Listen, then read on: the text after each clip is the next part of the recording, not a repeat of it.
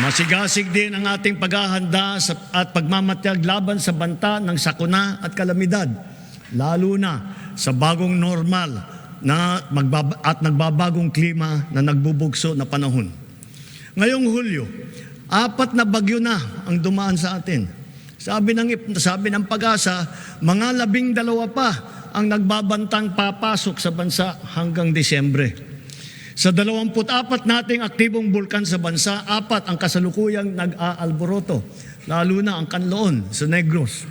Hindi tayo dapat tumigil sa ating mga ginagawang paghahanda dahil ang banta ay patuloy na naririyan. Dapat ay maging likas at automatic na ang mga wastong gawi sa tuwing may sakuna. Dahil sunod-sunod ang mga sakuna. Lalo na ang bagyo, mahalagang itanim ang prinsipyo na continuous improvement kung saan tayo ay natututo sa palaging humuhusay at sa bawat karanasan.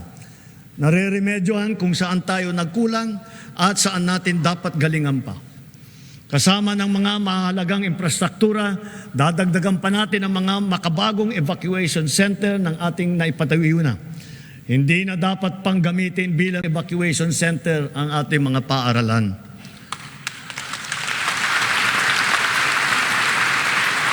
Ginagamit na natin ngayon ang mga makabagong teknolohiya lalo na sa maaga at mabisang prediksyon. Mga Doppler radar, broadband seismic station, landslide sensor system ng Pag-asa at saka fieldbox sa iba't ibang lugar sa bansa.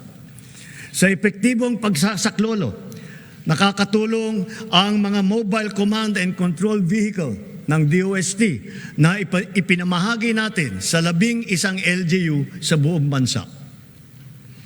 Sa ating mga kababayan, hindi magtatagumpay ang anumang paghahanda natin kung wala ang tulong po ninyo.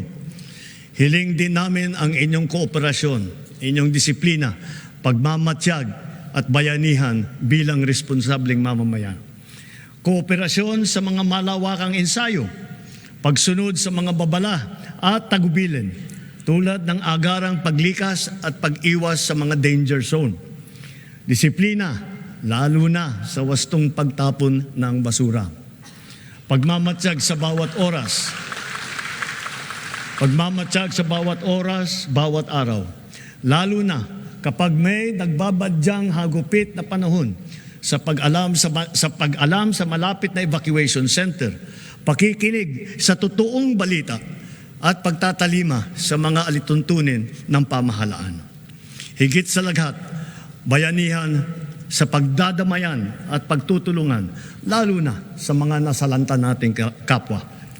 Mahirap man, kailangan natin itong gawin.